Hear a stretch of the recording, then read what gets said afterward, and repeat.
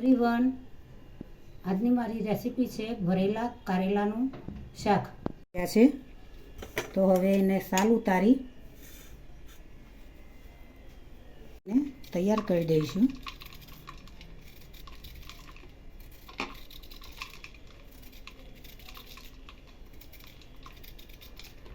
થોડું મીઠું એડ કરીએ પાણી સાથે। મીઠું એડ કરીને તેમાં કારેલા અંદર બરાબર ધોઈ નાખીશું।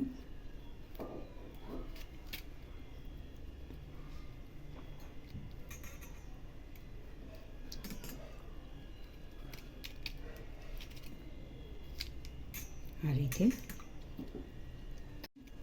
તે ઓછી થઈ જાય, નોર્મલી કડવાશ રહે।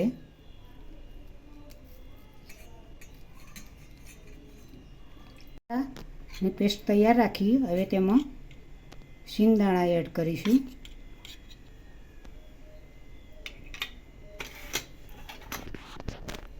તેમાં થોડી હળદર એડ કરીશું। દાણા જીરું પાવડર એડ કરીશું। લાલ મરચું થોડું અડધી ચમચી એડ કરીશું। નોર્મલી મીઠું કે હું એ મીઠું પેસ્ટની અંદર એડ કરેલું છે, થોડું નાખીશું।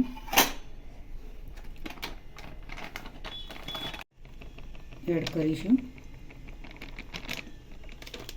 મિક્સ કરી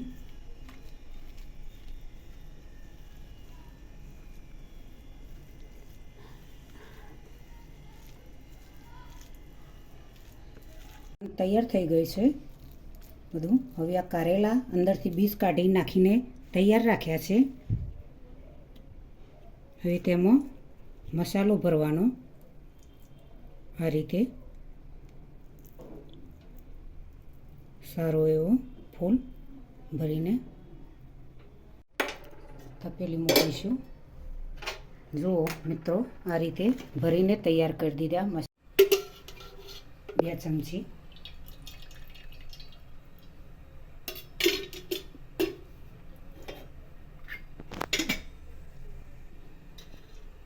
તેમાં રાઈ એડ કરીશું।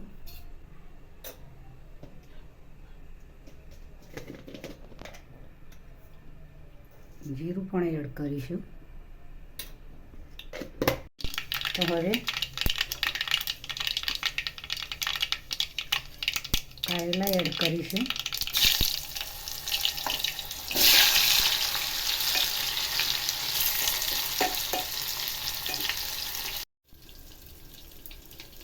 તૈયાર થઈ ગયું ભરેલા કારેલાનું શાક।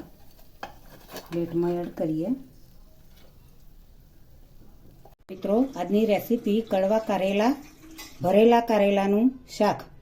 કારેલા કડવા હોય છે પણ ખાવા માટે ગુણકારી હોય છે। તેનાથી ડાયાબિટીસ માટે તેનું જ્યુસ કાઢીને પીવામાં આવે છે।